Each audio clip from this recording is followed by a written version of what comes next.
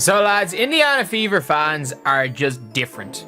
They are just different. All you have to do if you want to win an award is make it about Caitlin Clark and you will win it. That's what insiders are saying after watching Clark's fans mobilize to take her from third place to first in the Webby Awards in just hours. The basketball world is witnessing the rise of a powerful fan base that's transforming the WNBA landscape through coordinated support. We saw Caitlin Clark Muse win the Muse tournament, so much so that somebody tried to bot the vote so that Caitlin Clark didn't win the Muse tournament. And what the hell the Muse tournament is literally just a Twitter voting thing.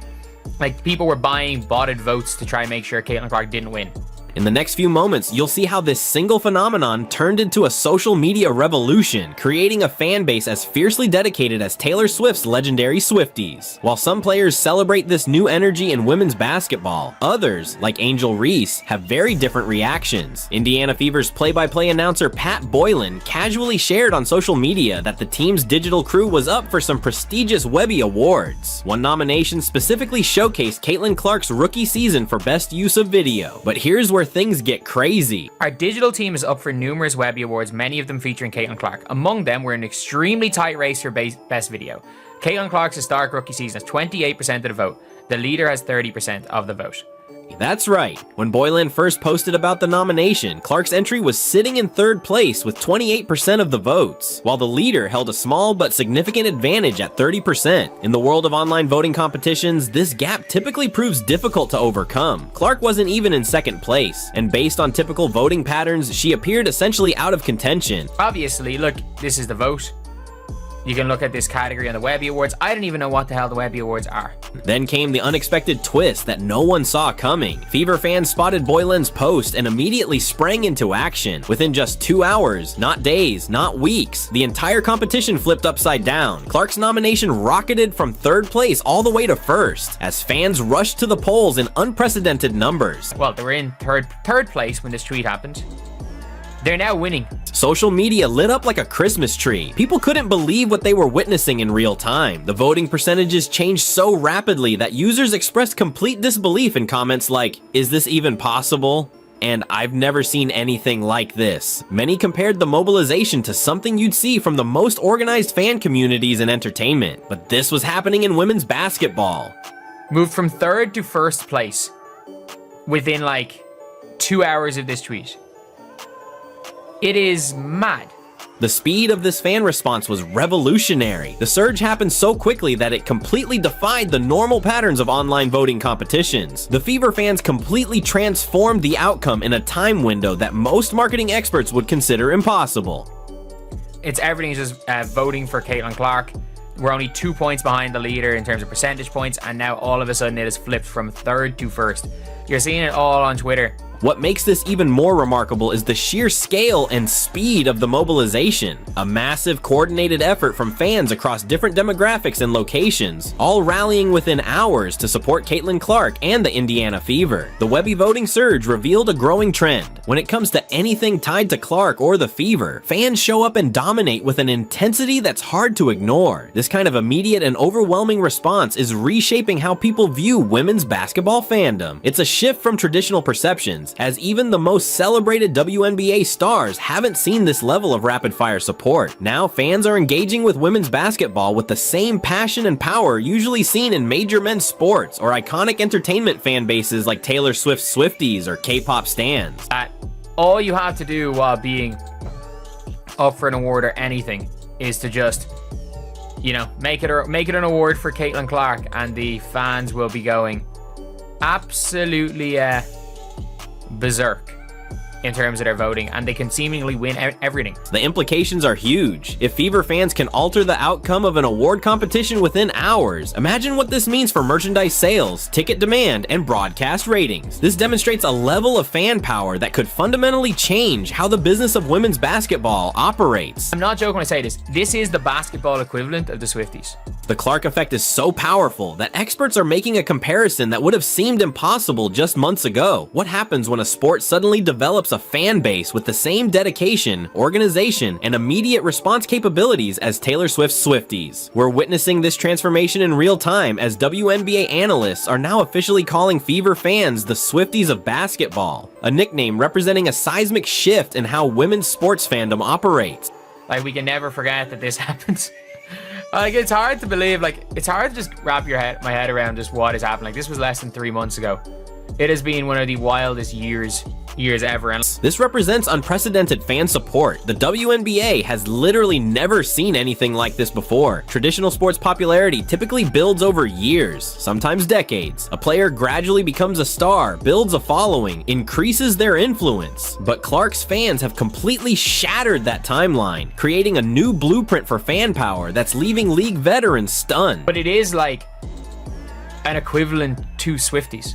And I mean that, like, that is the best way I can describe it, is that it is like a takeover of the Swifties. The coordination is remarkable. When Clark appeared in a commercial last month, Number Clark Nation trended within hours as fans shared clips, created memes, and drove engagement numbers that rivaled major NBA announcements. Just like when Swifties coordinate concert ticket purchases, Fever fans demonstrate that same determination. The moment there's an opportunity to support Clark or the Fever, social media explodes with fans alerting each other and organizing support, all within minutes, not days. What's truly remarkable is that this is happening during what should be the quietest time in Clark's career. The offseason usually means rookie attention fades, but for Clark, it's becoming the most intense spotlight of her life. Fans track her commercial shoots, analyze training videos, and create content around her every move, even without games. The engagement metrics during this downtime exceed what most WNBA stars see during playoff games. Like, if you have online polls,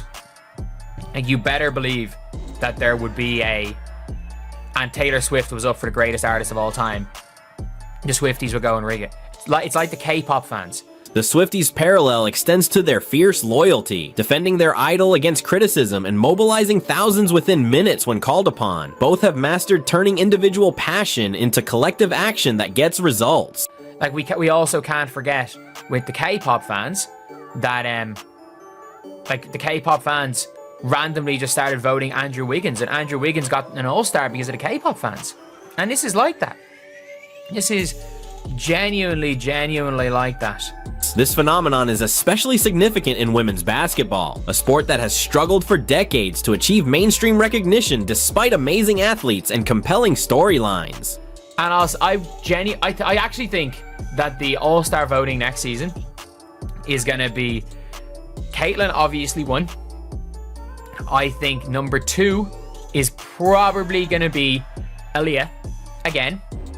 Kelsey Mitchell in all-star voting will probably go up to 3. If I'm not mistaken, Alyssa Smith had more votes than Kelsey Mitchell last year. The question now buzzing throughout the WNBA, will this fan power translate to all-star voting? League insiders are watching in amazement as early indicators suggest Clark could become the top all-star vote getter as a rookie, something unprecedented in professional basketball. This would represent a historic achievement, fundamentally altering how we understand fan influence in the WNBA.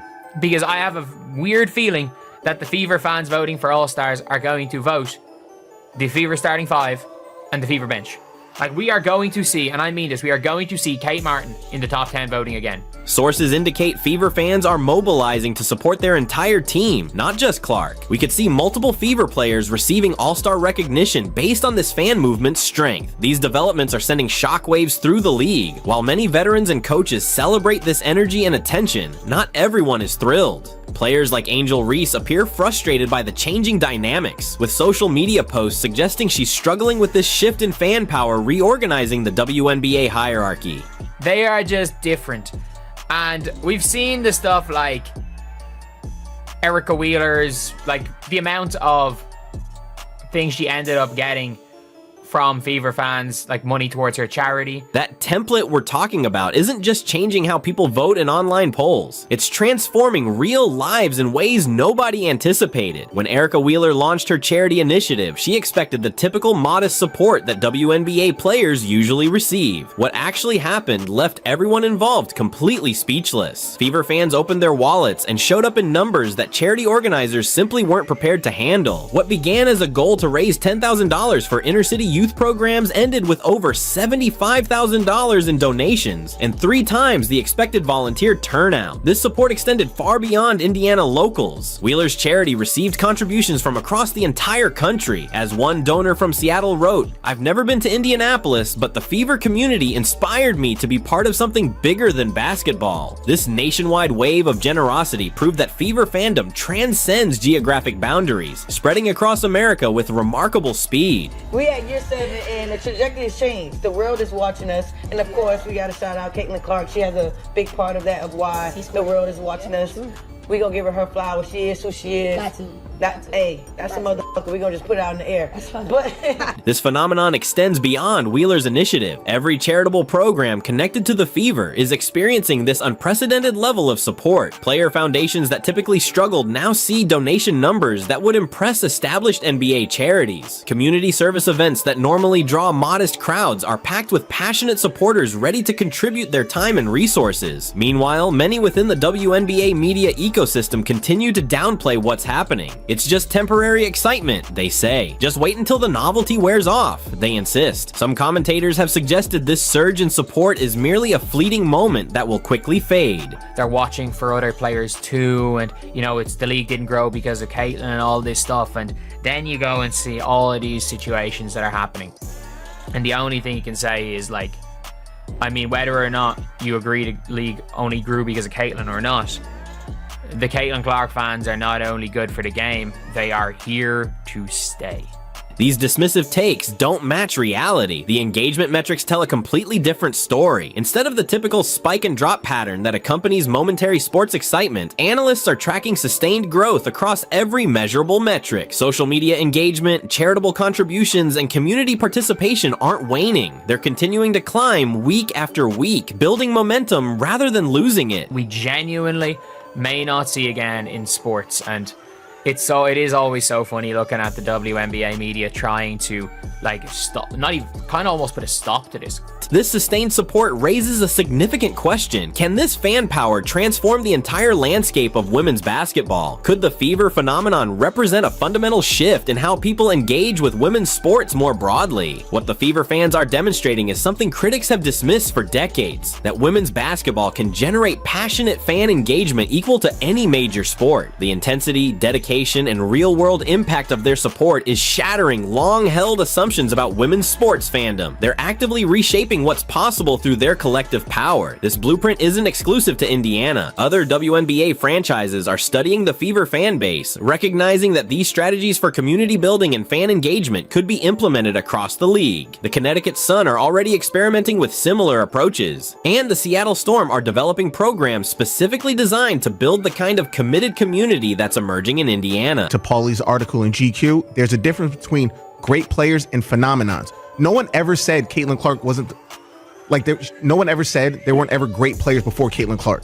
There was never phenomenons, not in my lifetime, with women's basketball. And I went to UConn, so I've seen plenty of great players, but nobody's ever moved the needle in my lifetime like this. Yes. Fever fans have created a revolution in women's basketball fandom, establishing a blueprint that transforms the entire WNBA landscape. This unprecedented level of engagement reshapes possibilities for every team in the league. While some veterans might feel threatened by this shift in fan power, this transformation represents exactly what women's basketball has needed. The real question isn't whether Clark's popularity is excessive, it's how other WNBA franchises will adapt and build their own passionate fan armies. What do you think? Can other teams replicate this fan mobilization phenomenon, or will the Fever's approach remain unique in women's basketball?